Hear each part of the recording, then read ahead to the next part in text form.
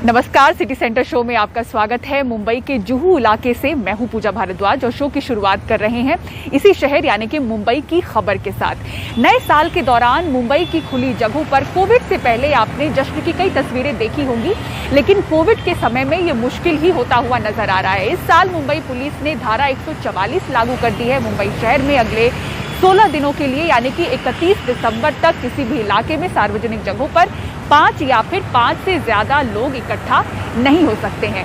राज्य में ओमिक्रॉन के मामले जो लगातार बढ़ रहे हैं, उसको देखते हुए चिंता बढ़ी है। देश में सबसे ज्यादा 2 ओमिक्रॉन के मामले हैं महाराष्ट्र में हैं और महाराष्ट्र के सबसे ज्यादा जो मामले हैं ओमिक्रॉन के वो मुंबई शहर से हैं। 42% जो राज्य के मामले हैं ओमिक्रॉन के, इन मरीजों ने विदेश यात्रा नहीं की है। देखिए पूरी खबर। मुंबई में खुली जगह पर नए साल का भीड़ भाड़ वाला जश्न जरा मुश्किल दिख रहा है। राज्य के कुल 32 मामलों में सबसे ज्यादा 13 मामले मुंबई से ही हैं। बढ़े मामलों के बीच शहर की ऐसी भीड़ ने चिंता बढ़ाई है। महाराष्ट्र में ओमिक्रॉन के बढ़े कुल 32 मामलों में 14 मरीजों ने विदेश यात्रा नहीं की है, यानी 40% से ज्यादा मामलों की ट्रैवल हिस्ट्री नहीं है। इस वेरिएंट के फैलाव और असर को राज्य स्वास्थ्य विभाग ढंग से समझने के लिए लगातार विदेशी यात्रियों और उनके संपर्क में आए लोगों के सैंपल इकट्ठा कर रहा है। ऐसे कई कारण हैं जिससे इस नए वेरिएंट की क्षमता और इससे होने वाले असर को समझना अभी बहुत बाकी है। सैंपल साइज अभी नेशनल और स्टेट लेवल पर इतने नहीं हैं कि हम इसे अच्छी तरह पढ़ सकें और सैंपल इकट्ठा होने के बाद काफी कुछ तीनों कृषि कानून रद्द हो चुके हैं और दिल्ली की सीमाओं पर बैठे किसान अपने अपने घरों के लिए निकल चुके हैं। किसान नेता राकेश टिकैत भी अपने घर के लिए निकल चुके हैं और जगह जगह उनका जोरदार स्वागत हो रहा है। ये वही सोरम का ऐतिहासिक पंचायत का चौपाल है जहां पर अभी राकेश टिकैत जी तुरंत पहुंचे हैं। आप देख सकते हैं कि तमाम सारे किसान नेताओं के साथ में राकेश टिकैत यहां पर मौजूद हैं। और जब ये गाजीपुर बॉर्डर का आंदोलन शुरू हुआ था, किसान आंदोलन, उससे पहले भी उन्होंने इसी सोरम की ऐतिहासिक चौपाल से एक पंचायत की थी और पंचायत के बाद में सर्वखाप का जो समर्थन है जो 36 बिरादियों का, वो इनको राकेश टिकैत को मिला था। और यहाँ से तमाम हजारों की तादाद में जो ट्रैक्टर ट्राली और जो किसान हैं वो गाजीपुर बॉर्डर गए हुए थे। और वो वही किसान आप देख सकते हैं इस गांव में जो है वो बहुत ही ऐतिहासिक तौर पर इनका स्वागत किया जा रहा है। और सबसे बड़ी बात है कि आखिर राकेश टिकैत अपने घर सिसौली न जाकर सबसे पहले सोरम की इस पंचायत में क्यों आए हैं? वो इसलिए आए हैं क्योंकि ये जो पंचायत है ये किसान आंदोलन को एक नई ताकत हमेशा से देते रही है। 2006 में भी जो राकेश टिकैत जी के पिता हैं स्वर्गीय महेंद्र टिकैत, उन्होंने भी यहाँ पर पंचायत की थी। और उसके बाद में चूंकि जो बालियान खाप है उसके प्रमुख हैं राकेश टिकैत के जो बड़े भाई नरेश टिकैत, और बालियान खाप जो है वो ये पंचायत को पूरा संचालन करती है, जहां पर एक सर्ब खाप की हमेशा पंचायत होती है। तो इसके वजह से बहुत खास है और यही वजह है कि आज यहाँ सारे किसान नेता जो है वो मौजूद हैं। ये आप देख सकते हैं कि जो चौपाल है ये बहुत ही ऐतिहासिक चौपाल है। 17वीं शताब्दी की ये चौपाल कही जाती है। और यहाँ पर किसान आंदोलन शुरू होने से पहले पंचायत जब राकेश टिकैत ने यहाँ पर की थी तो हजारों की तादाद में जो लोग हैं वो आए थे और 36 बिरादरियों का जो समर्थन है वो मिला था। मतलब जाटों के अलावा जो 26 बिरादरियां हैं उनका समर्थन राकेश टिकैत को मिला था। तो यही वजह है कि वो सबसे पहले सिसौली न जाकर उन्होंने सोरम के इस पंचायत इस चौपाल को चुना है कि वो सबसे पहले आकर यहाँ पर किसानों को धन्यवाद दें। इतने कड़ाके की ठंडक में आप देखिए हजारों की तादाद में लोग ट्रैक्टर ट्राली लेकर पहुंचे हुए थे और अभी भी यहाँ पर हजारों जो किसान हैं वो मौजूद हैं। सोरम पंचायत से प्रेम सिंह के साथ रवीश रंजन शुक्ला, एनडीटीवी इंडिया। लगातार विरोध का सामना कर रहे गृह राज्य मंत्री अजय मिश्रा पर नया आरोप लगा है कि उन्होंने पत्रकारों के साथ बदसलूकी की, उन्हें गाली दी और चोर कहा। दरअसल उनके बेटे आशीष मिश्रा को लखीमपुर खीरी हत्याकांड में जांच कर रही एसआईटी ने मुख्य आरोपी बताते हुए किसानों की मौत का जिम्मेदार ठहराया है। पत्रकार इसी मुद्दे पर उनके पिता अजय मिश्रा से सवाल पूछ रहे थे और इसी पर मंत्री जी का ये रवैया सामने आया। कमाल खान की रिपोर्ट देखिए। 3 अक्टूबर को लखीमपुर में किसान थार से कुचलकर मारे गए थे। गृह राज्य मंत्री अजय मिश्रा के मातहत आने वाली पुलिस की एसआईटी ने उनके बेटे आशीष मिश्रा को इन हत्याओं के लिए दोषी बताया है। इस पे सवाल करने पे मंत्री भड़क गए और वो सब कहने लगे जो हमें बीप कर सुनाना पड़ रहा है। मंत्री जी, आपके बेटे पर जो और धाराएं लग गई हैं उस पर क्या काम है उस काम के बारे में बात करो कि धाराओं के बारे में नहीं जो एसआईटी नहीं जानती। ऐसा है बेवकूफी के सवाल मत करा करो। दिमाग खराब है क्या है? छोड़ो चीजें बात कर देखने अरे खबर बंद कर दे ऐसे यही हमारे मीडिया वाले हैं ना, यही उन्होंने एक निर्दोष आदमी के लिए बनाया। लखीमपुर कांड में गृह राज्य मंत्री अजय मिश्रा के बेटे आशीष मिश्र समेत 13 आरोपी हैं। इस थार कांड के बाद पुलिस ने उन पर लापरवाही से गाड़ी चलाकर कांड करने की दफा में मुकदमा दर्ज किया था। सोमवार को एसआईटी ने अदालत में एक अर्जी देकर कहा कि अभियुक्त गणों द्वारा यह आपराधिक कृत्य को लापरवाही एवं उपेक्षा से नहीं बल्कि जानबूझकर पूर्व से सुनियोजित योजना के अनुसार जान से मारने की नियत से कारित किया गया है, जिससे 5 लोगों की मृत्यु हुई है। ऐसे में एसआईटी ने अदालत से गुजारिश की थी कि चूंकि जांच में हत्या करना साबित हुआ है, इसलिए लापरवाही से गाड़ी चलाने की दफा हटाकर दफा 307, 326 और दफा 34 लगाने की इजाजत दी जाए। पत्रकार ने मंत्री अजय मिश्र से इसी पे रिएक्शन मांगा था, जिस पे वो आग बबूला हो गए।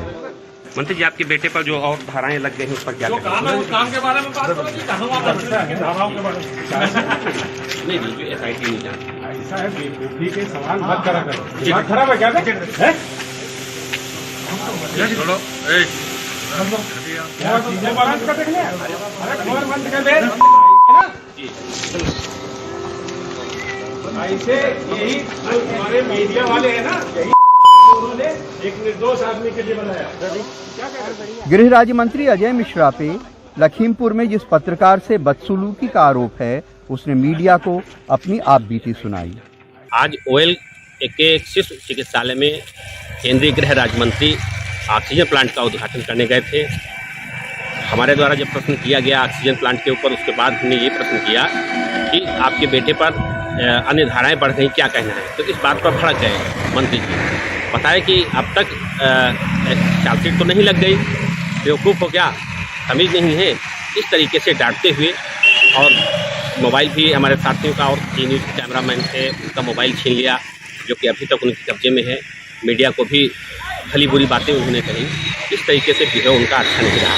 कहा तो यही जाता है कि नेता को अपने गुस्से के ऊपर भी काबू रखना चाहिए और अपनी भाषा पे भी बहुत संयम, क्योंकि गृह राज्य मंत्री का ये वीडियो वायरल होने के बाद आमतौर पे लोगों का ख्याल यही है कि उनकी इस भाषा और उनके इस आचरण से केंद्र सरकार की छवि बहुत खराब हुई है और उनकी बर्खास्तगी के लिए सरकार पे दबाव और बढ़ा है। लखीमपुर खीरी में प्रतीक और कैमरामैन विनीत कुमार वर्मा के साथ कमाल खान, एनडीटीवी इंडिया। और मुंबई में करीब 21 महीनों के बाद खुले प्राइमरी स्कूल। पूरी खबर एक ब्रेक के बाद, देखते रहिए सिटी सेंटर शो। तो मुंबई शहर में धारा 144 लागू है और ओमिक्रॉन की चिंता बढ़ी है। इसी बीच 21 महीनों के लंबे अंतराल के बाद मुंबई के प्राइमरी स्कूल खोल दिए गए हैं। स्कूली बच्चे खुश नजर आए, उनके टीचर और अभिभावक खुश नजर आए, लेकिन सरकार ने सख्त आदेश दिए हैं कि स्कूल प्रशासन कोविड प्रोटोकॉल का पालन करें।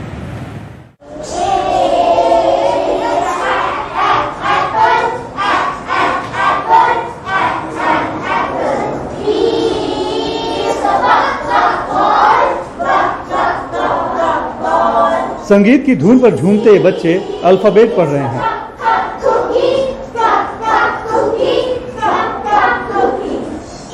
पहले दिन क्लास टीचर ने खास तौर पर संगीत और गीत के जरिए अल्फाबेट पढ़ाया।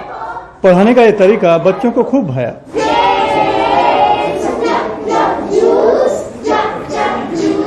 क्या नाम है तुम्हारा? नरगिस। तो ऑनलाइन में मजा आ रहा था कि आज मजा आ रहा है क्लास में? आज ज़्यादा पढ़ने में मजा आ रहा है। और तुम्हें आज अच्छा लग रहा है पढ़ने में? इसी तरीके से झूम झूम के अल्फ़ाबेट सीख रहे हो? बढ़िया, याद हो जाएगा। अच्छा तरीका है ये। वर्ली के बीएमसी स्कूल में कक्षा को सजाया गया था। कहीं गुलाब के फूल से स्वागत किया गया, तो कहीं उन्हें वेलकम बैक टू स्कूल का ग्रीटिंग दिया गया। तकरीबन 21 महीने बाद स्कूल में कदम रखने वाले बच्चों की खुशी का ठिकाना नहीं है। पहले लगा स्कूल की छुट्टी हो गई तो अच्छा लगा, उसके बाद 2-3 महीना बीता खराब लगने लगा क्योंकि दोस्त लोग से मिले नहीं थे। स्कूल में अच्छा लगता था, खेलते थे, कूदते थे, पढ़ते थे, सब करते थे। अच्छा लग रहा है, इतने दिन के बाद स्कूल खुली है इसलिए अच्छा लगेगा। यहाँ पे टीचर साथ रहते हैं, सब लेक्चर करवाते हैं तो अपना पढ़ाई इधर ही हो जाता है। लंबे समय बाद स्कूल खुलने से अभिभावकों ने भी राहत की सांस ली है। बच्चे स्कूल आए, इतने दिन घर में थे, बहुत परेशान क्यों हो गया आपको? बहुत परेशान किया। खुल गया स्कूल, सुकून मिल गया। नहीं, बहुत परेशान करते हैं। बच्चे भी खुश हुए होंगे? हाँ, बहुत खुश थे कल। और उनसे ज़्यादा आप खुश हैं? आपको भी खुशी है? हमको भी खुशी है, बच्चे लोग को भी खुशी है, बहुत खुशी है। और पहले होना चाहिए था? और पहले होना चाहिए था और अच्छा रहता, लेकिन चलो जाने दो, देर से ही सही पर खुला तो बच्चे लोग। लेकिन बच्चे 24 घंटे अपने साथ में थे तो वो तो अच्छी बात थी ना, घर में पढ़ रहे थे। अच्छी बात थी, वैसे सताते भी थे ना बच्चे लोग। तो स्कूल जाना अच्छा रहा? अच्छा, तो पढ़ाई भी अच्छी होगी अब?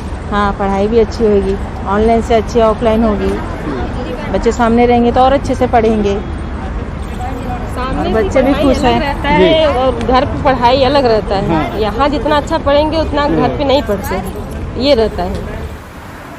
मुंबई में बीएमसी के कुल 2034 स्कूल हैं, लेकिन अभी सिर्फ 1902 स्कूल ही शुरू हो पाए हैं और 5,91,882 विद्यार्थियों में से 2,06,39 विद्यार्थियों ने स्कूल में आने की सहमति दी है। बीएमसी ने विद्यार्थियों की सुरक्षा और सुविधा का विशेष ख्याल रखने का दावा किया है। और हमारी व्यवस्था यहाँ पर ऐसी है कि एक बेंच पे एक बच्चा बैठेगा, बच्चों का नाम बेंच पे लिखा हुआ है, उसी बेंच पे बच्चा बैठेगा। बिल्डिंग पूरी तरह से सैनिटाइज हमने कर ली है, बच्चों को मास्क की हमने व्यवस्था की है। बच्चे खुद का भी मास्क लेकर आए हैं तो हम उनको मना नहीं करेंगे, हम भी देने वाले हैं उनको। उसके बाद में सभी बच्चों को हम लोग अंदर लेने से पहले उनका टेस्ट कर लेते हैं। कोरोना महामारी को देखते हुए सभी के लिए स्कूल में आना अनिवार्य नहीं है और अभिभावकों की सम्मति जरूरी है, इसीलिए ज़्यादातर निजी स्कूलों में अभी ऑफलाइन प्राइमरी की पढ़ाई शुरू नहीं हो पाई है। मुंबई से कैमरामैन अशोक महाडिक के साथ सुनील सिंह, एनडीटीवी इंडिया के लिए।